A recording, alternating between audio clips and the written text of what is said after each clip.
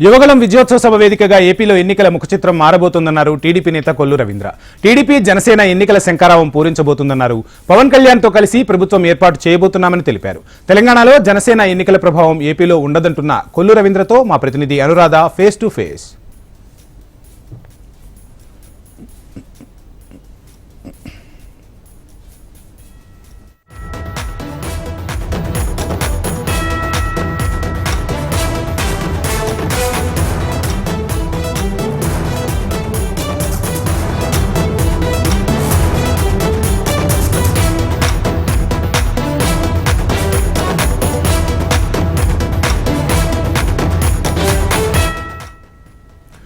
యువగళం విజయోత్సవ సభ వేదికగా ఏపీలో ఎన్నికల ముఖచిత్రం మారబోతుందన్నారు టీడీపీ నేత కొల్లు రవీంద్ర. టీడీపీ జనసేన ఎన్నికల శంఖారావం పూరించబోతుందన్నారు. పవన్ కళ్యాణ్తో కలిసి ప్రభుత్వం ఏర్పాటు చేయబోతున్నామని తెలిపారు.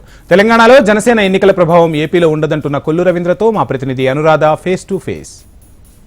లోకేష్ పాదయాత్ర మొత్తం యువగళం పేరుతో దాదాపుగా 91 నియోజకవర్గాలు దాటి మొత్తం ప్రయాణం చేసింది. అయితే ఈ రోజు ఇక్కడ విజయనగరం దగ్గర ఇది ముగింపు సభ నిన్న విశాఖపట్నంలో జరిగింది. ఈ రోజు విజయోత్సవ సభ జరగనుంది.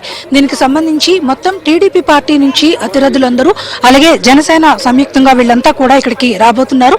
ముఖ్యంగా చంద్రబాబు నాయుడు, పవన్ కళ్యాణ్ తో పాటు ఇతర ముఖ్య నేతలంతా కూడా ఈ సభా ప్రాంగణంలో కొలువు తీరే అవకాశం ఉంది. దాదాపుగా సభా ప్రాంగణం మీరు చూసుకుంటే కనుక 600 మంది ఈ వేదిక మీద కూర్చొని ఈ రోజు ఎన్నికల శంఖారావాన్ని పూరించేందుకు వీళ్ళంతా కూడా ఏర్పాట్లన్నీ కూడా చేసుకుంటున్నారు. ఈ వేదిక ద్వారా ఎలాంటి ఏర్పాట్లు చేస్తున్నారు, అలాగే ఏం చెప్పబోతున్నారు అన్నది మనం ఒకసారి టీడీపీ నేత కొల్లు రవీంద్ర గారు ప్రస్తుతం నాతో ఉన్నారు. ఒకసారి ఆయనతో మాట్లాడే ప్రయత్నం చేద్దాం. సార్, ఈ రోజు ఈ సభా వేదిక ద్వారా ఎన్నికల శంఖారావం పూరిస్తామని కూడా మీరు ఒక ప్రకటన చేసి ఉన్నారు, టీడీపీ నేతలు కానీ ఇటు జనసేన కానీ.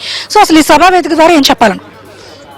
ఈ సభ ఈ రాష్ట్ర ప్రజలకి, ముఖ్యంగా ఆంధ్ర రాష్ట్ర ప్రజలకి ఒక ఆత్మస్థైర్యాన్ని ఇవ్వడం కోసం ఆనాడు యువనాయకుడు నారా లోకేష్ గారు ప్రారంభించినటువంటి యువగళం పాదయాత్ర మరి ముగింపు సభ, ఎన్నికల శంఖారావానికి ఇక్కడి నుంచి పూరించిపోయే సభ.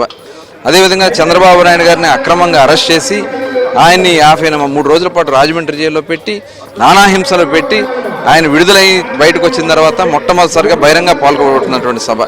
అదేవిధంగా జనసేన, తెలుగుదేశం కలిసి రేపు ఎన్నికల్లో పోటీ చేస్తామని చెప్పి పవన్ కళ్యాణ్ గారు చెప్పిన తర్వాత బహిరంగంగా చంద్రబాబు నాయుడు గారు, పవన్ కళ్యాణ్ గారు కలిసి ప్రజలకు సందేశాన్ని ఇవ్వబోతున్నటువంటి సభ ఈ ప్రాంగణంలోనే జరుగుతూ ఉంది. ఇవాళ అనేక అడ్డంకులు సృష్టించారు సభకి, ప్రాంగణాలు కూడా. ముఖ్యంగా ఆంధ్ర యూనివర్సిటీలో అనేక సభలు జరిగినాయి, కానీ ఆంధ్ర యూనివర్సిటీలో మాకు ఆ సభను, ఆ ప్రాంగణాన్ని ఇవ్వకుండా ఇబ్బందులు పెట్టడం, బస్సులు ఇవ్వకుండా, ఆర్టీసీ బస్సులు ఇవ్వకుండా, ఆర్టీసీ బస్సులు కూడా ఎక్కడికక్కడ మాకు ఇవ్వకుండా చేయటం, ట్రాన్స్పోర్ట్ కోసం ప్రైవేట్ బస్సులు పెట్టడం, పర్మిట్లు ఇవ్వకుండా చేయటం, పోలీసులు పెట్టి భయపెట్టించడం, ప్రజలు రాకుండా చేయాలని ఎన్ని ప్రయత్నాలు చేసినా ఇవాళ స్వచ్ఛందంగా ట్రైన్లు బుక్ చేసుకుని వాళ్ళంతటి వాళ్ళు ఇవాళ ఒక 6 ట్రైన్లు వచ్చినాయి. అంటే ఆల్ పొలిటికల్ సర్కిల్ అటెన్షన్ అంతా కూడా ఈ సభ మీదే ఉంది. అంటే ఈ సభా వేదిక ద్వారా ఎలాంటి ప్రకటనలు చేయనున్నారు, అది రాజకీయాల్లో ఎలాంటి కీలక పరిణామాలు వచ్చే అవకాశం ఉంది అన్నది మొత్తం పొలిటికల్ సర్కిల్లో ఒక అటెన్షన్ అయితే ఈ రోజు ఇక్కడ ఈ సభా ప్రాంగణం మీదే ఉంది. సో మీరేం చెప్పాలి? డెఫినెట్గా, ఎందుకంటే ఇవాళ అన్ని వర్గాల్ని ఈ ప్రభుత్వం వచ్చిన తర్వాత ఈ ముఖ్యమంత్రి జగన్మోహన్ రెడ్డి ఇప్పుడు ఉద్యోగస్తులు కానీ, యువతను కానీ, మహిళలను కానీ, రైతును కానీ, అన్ని ఎస్సీ, ఎస్టీ, బీసీ, మైనార్టీ వర్గాలను కానీ ఒక బానిసలుగా చేయడానికి ఈ రాష్ట్రాన్ని చేసినటువంటి ప్రయత్నాలు ఇవాళ ప్రజలందరూ కూడా గమనిస్తూ ఉన్నారు. ఖచ్చితంగా ఈ ప్రభుత్వాన్ని మార్చాలని దృఢ నిశ్చయంతో ఉన్నారు.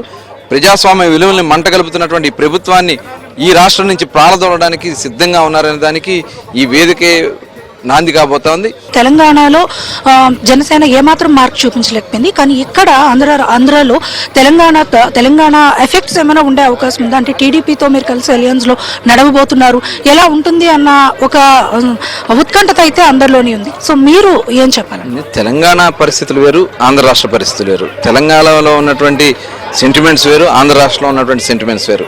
ఖచ్చితంగా ఆ పరిస్థితుల్లో ఆంధ్ర రాష్ట్రంలో జనసేన, తెలుగుదేశం ఈ రాష్ట్రంలో ఒక బలమైనటువంటి పార్టీగా, దాదాపు 80% ఓట్ బ్యాంక్ కలిగినటువంటి పార్టీలుగా ఈ రెండు మిగలబోతా ఉన్నాయి.